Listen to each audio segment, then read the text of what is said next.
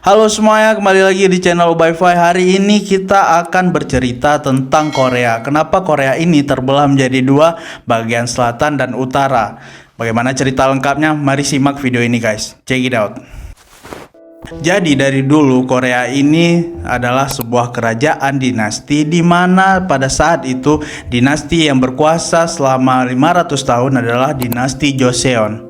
Bagi kalian mungkin para pecinta drakor sudah sangat familiar dengan dinasti Joseon ini, di mana sering sekali disebutkan di film maupun di drakor yang bergenre kolosal ataupun kerajaan guys. Dinasti Joseon ini berkuasa di Korea lebih dari 5 abad, di mana pertama kali dia memimpin adalah pada tahun 1392. Kalau kita lihat dari letak geografis, Korea ini terletak diapit oleh dua negara, yaitu China dan Jepang. Dari awal terbentuknya negara kerajaan ini sampai pada akhir ke-19, Korea ini terbilang sebagai negara yang tertutup. Namun pada abad ke-19, di mana yang awalnya Korea ini adalah negara tertutup, makin lama makin banyak sekali pengaruh yang datang dari luar dan bahkan konflik-konflik internal yang terjadi di dalam negara itu sendiri. Jadi di dalam negara ini banyak sekali masyarakatnya yang berselisih paham,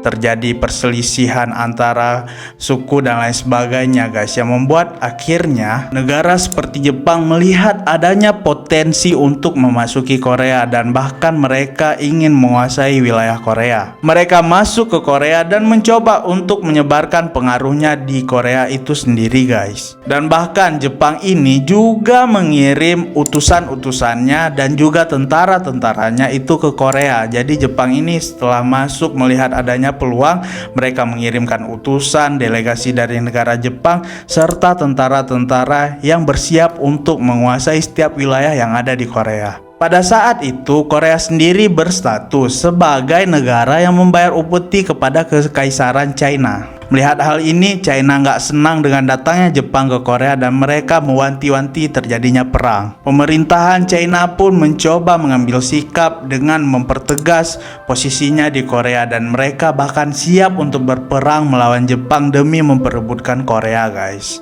Nah, akhirnya terjadilah perang tersebut antara Jepang dan China. Perang ini terjadi pada tahun 1894 sampai 1895. Jadi perang ini berlangsung selama 1 tahun. Dan perang ini pun dikenal sebagai Sino-Japanese War ataupun perang China-Jepang. China yang awalnya diunggulkan karena sebagai senior yang menguasai Korea, ternyata kalah oleh tentara-tentara Jepang yang terkenal dengan taktik perangnya yang luar biasa. Jepang sendiri yang keluar sebagai pemenang dalam perang tersebut memaksa China untuk angkat kaki dari Korea. Nah, setelah melewati berbagai macam perang kecil dan perang sipil yang terjadi di Korea, akhirnya Jepang full bisa menguasai Korea pada tahun 1910 sampai dengan 1945 guys. Jadi Jepang ini berkuasa di Korea selama 35 tahun.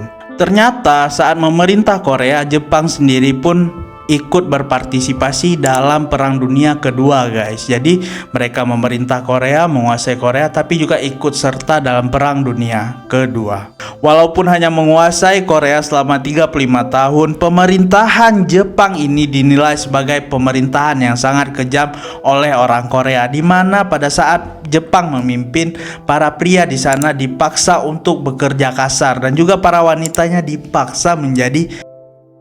Dan bahkan banyak sekali kalau kalian yang sering nonton drakor melihat kekejaman Jepang kala itu di tahun 1950-an. Makanya sampai saat ini orang-orang tua di Korea sana masih sangat teringat kejadian-kejadian di masa lalu. Bahkan mereka sampai saat ini masih membenci pemerintahan Jepang guys. Setelah dijajah selama 35 tahun, akhirnya rakyat Korea melihat ada jalan keluarnya, di mana pada saat itu Jepang kalah pada Perang Dunia Kedua. Rakyat Korea pun sangat semangat ingin keluar dari penjajahan, tapi pada saat itu mereka tidak sadar bahwa setelah lepas dari Jepang, ada negara lain yang ingin menjajah mereka yang telah menunggu Jepang ini mundur dari Korea guys.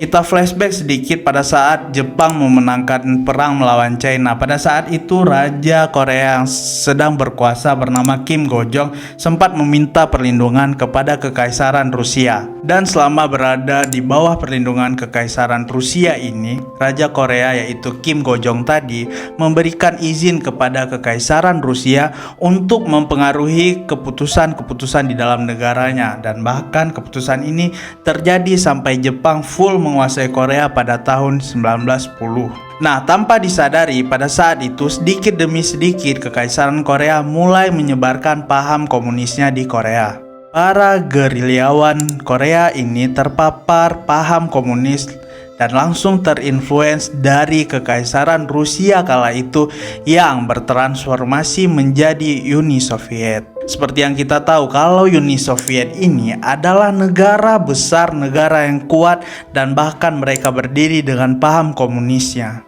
Nah, pada saat itu salah satu pemimpin dari tentara gerilya Korea bernama Kim Song-ju menjadi penganut fanatik dari paham komunis ini. Nah, kita kembali ke tahun 1945 yang saat itu Jepang kalah perang dan menyerah tanpa syarat. Uni Soviet melihat peluang untuk langsung bergerak ke Korea. Tapi kala itu Amerika Serikat yang berstatus sebagai salah satu negara pemenang Perang Dunia Kedua melihat bahwasannya Uni Soviet ini kok udah bergerak ke Korea. Akhirnya mereka pun panik dan mencoba untuk mencari hal-hal ataupun solusi-solusi yang bisa mereka terapkan di Korea agar Korea ini tidak dikuasai sepenuhnya oleh Uni Soviet. Amerika sendiri sebenarnya sudah punya pangkalan militer di Korea. Nah, melihat pergerakan dari Uni Soviet ini, Amerika Serikat pun akhirnya memutar otak mereka dan mengajak Uni Soviet untuk berdiskusi, di mana Amerika mengusulkan kepada Uni Soviet kalau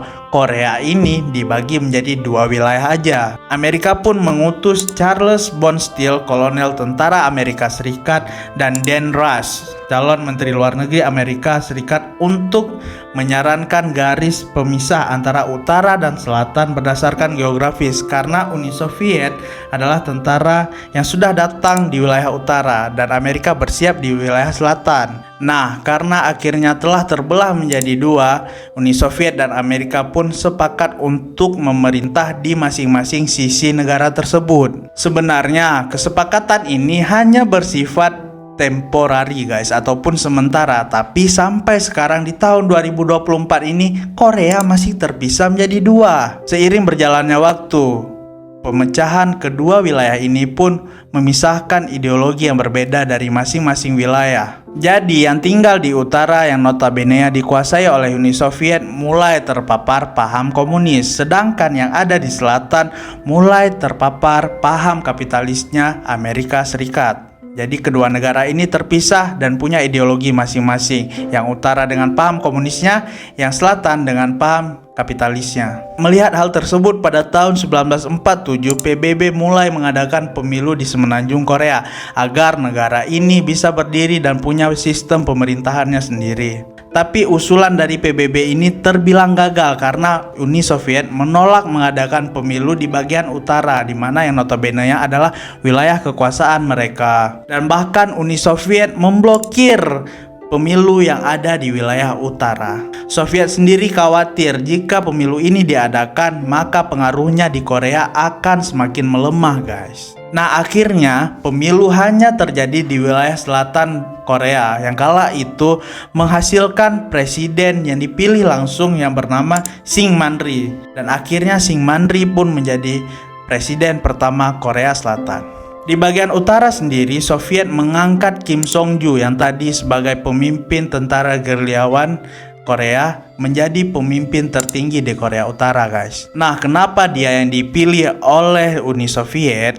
Jadi Kim So-jung ini sebenarnya lahir di Korea. Walaupun dia besar di China, namun dia sempat mengemban pendidikan militer di Uni Soviet guys. Dia sendiri bisa dikatakan sebagai fans garis keras dari Uni Soviet ataupun fans fanatiknya paham komunis. Nah, setelah diangkat menjadi pemimpin tertinggi di Korea bagian utara oleh Uni Soviet, Kim Song Jung ini akhirnya berganti nama menjadi Kim Il Sung. Nah, setelah mendengar nama Kim Il Sung, kalian jadi familiar. Ya, benar sekali, Kim Il Sung ini adalah kakek dari pemimpin tertinggi Korea Utara saat ini, yaitu Kim Jong Un.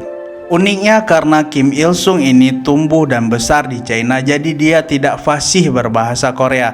Sehingga pada saat dia dilantik, pidato kenegaraannya itu dibuat dalam versi bahasa China dulu, lalu ditranslate ke bahasa Korea. Untuk meyakinkan warga di wilayah utara, Soviet benar-benar melakukan pencitraan kepada pemimpin bonekanya ini. Dia bahkan membuat framing seakan-akan Kim Il Sung ini adalah tentara gerilya pada masa mudanya dulu, dan dia sangat mencintai rakyatnya, bahkan mengorbankan dirinya untuk tanah air Korea Utara. Dan bahkan Soviet sendiri mengukuhkan Kim Il Sung ini sebagai pahlawan nasional dan mempertegas identitasnya di Korea Utara. Dan dia mengangkat rekan-rekannya pada saat menjadi tentara gerilya dulu untuk mengisi posisi-posisi penting di partai tersebut. Jadi saat sudah menjadi pemimpin tertinggi, Kim Il Sung ini juga mengajak teman-temannya untuk mengisi posisi-posisi penting di pemerintahan Korut, guys.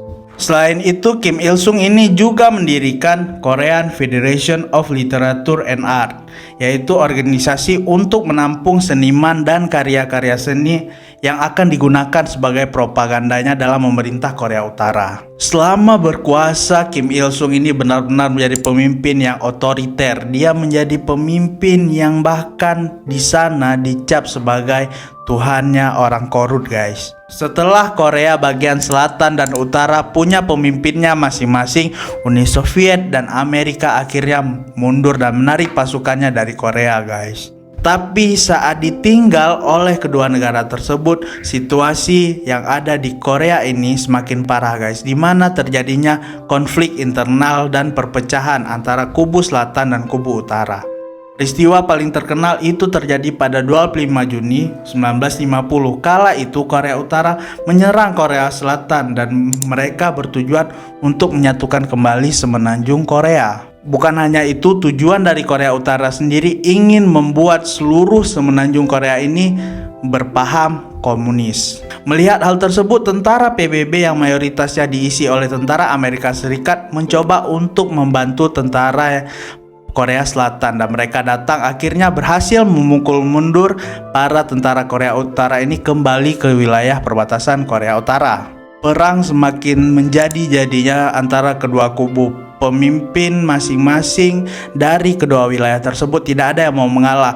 Korea Utara sendiri kala itu dibantu oleh China semakin kokoh di garisnya di utara, dan Korea Selatan yang dibantu oleh tentara PBB semakin kokoh di wilayah selatan. Perang ini sendiri dikenal sebagai Korean War atau Perang Korea yang menelan korban jiwa lebih dari 2 juta jiwa, di mana di selatan sendiri korban yang berjatuhan sebanyak 990.968 orang, dan di Korea Utara sendiri memakan korban sebanyak 1.550.000 jiwa. Perang Korea ini akhirnya berakhir pada tahun 1953 dengan adanya gencatan senjata dan terciptanya zona demilitarisasi.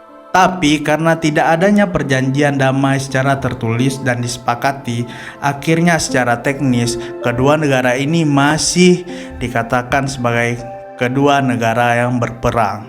Makanya sering kita lihat idol grup boy band ataupun aktor-aktor Korea yang memang sudah cukup umur itu diharuskan mengikuti wajib militer.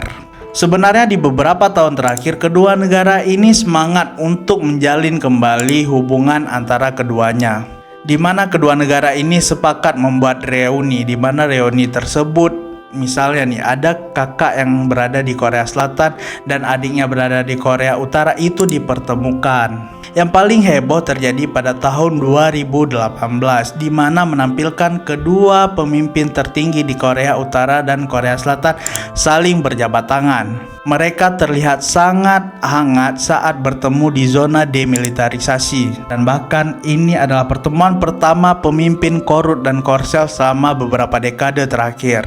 Di pertemuan ini juga kedua pemimpin sama-sama menginjakkan kakinya di wilayah lawannya masing-masing. Pemimpin Koruk menginjakkan kakinya di wilayah Korsel, pemimpin Korsel juga menginjakkan kakinya di wilayah Korut. Kedua negara ini juga sepakat untuk mengirimkan delegasinya ke masing-masing wilayah. Tujuan dikirimnya para delegasi ini untuk mengenal budaya dari kedua Korea tersebut. Dan puncaknya terjadi pada Asian Games 2018 yang diadakan di negara kita Indonesia guys. Kala itu kontingen dari Korea Selatan dan Korea Utara berada di kontingen yang sama dari beberapa cabang olahraga. Yang kala itu mereka bergabung di 3 cabang olahraga, yaitu basket, perahu naga, dan dayung. Dimana pada cabang olahraga perahu naga mereka memenangkan medali emas. Nah, pada opening ceremony juga kedua supporter dari negara Korea Utara dan Korea Selatan sepakat tidak membawa bendera masing-masing. Mereka hanya membawa bendera yang bergambarkan semenanjung Korea dan mereka terlihat duduk bersebelahan dengan sangat damai. Namun sayangnya pada 2020 hubungan kedua negara ini kembali memanas karena kesalahpahaman nuklir. Dan puncaknya terjadi di tahun ini guys, di tahun 2024, di mana para tentara Korea Utara mengirimkan balon udara berisi kotoran dan bahkan sampah ke wilayah Korea Selatan. Menanggapi hal tersebut, Korea Selatan tidak tinggal diam. Mereka pun akhirnya membawa speaker yang super besar untuk didengarkan ke Korea Utara. Mereka memutar semua lagu-lagu K-pop, memutar drama dan musik yang ada di Korea Selatan untuk didengarkan oleh wilayah Korea Utara. Dan hubungan keduanya sampai hari ini masih memanas guys. Mungkin nanti update dari kedua negara ini bisa kita buatkan video yang terpisah guys. Jadi sekarang kalian udah tahu kan kenapa Korea terpecah menjadi 2. Karena pada saat itu Korea Utara dikuasai oleh Soviet dan Korea Selatan dikuasai oleh Amerika Serikat. Mereka pun berbeda ideologi dan bahkan sampai hari ini masih terlibat perang dingin guys. Cukup sekian video pada hari ini guys. Apabila kalian ingin mengoreksi ataupun menambahkan cerita yang ada di video ini, boleh kalian sematkan di kolom komentar guys. Jangan lupa juga untuk memfollow media sosial kami yang lainnya. Kami ada di TikTok dan Instagram di username @ubay_5. Jangan lupa juga subscribe, like, komen, dan share video ini kemanapun grup yang ada di handphone kalian. Dan jangan lupa nyalakan lonceng notifikasinya guys. Sekian dan terima kasih. Kami Ubay5 undur diri. Ciao.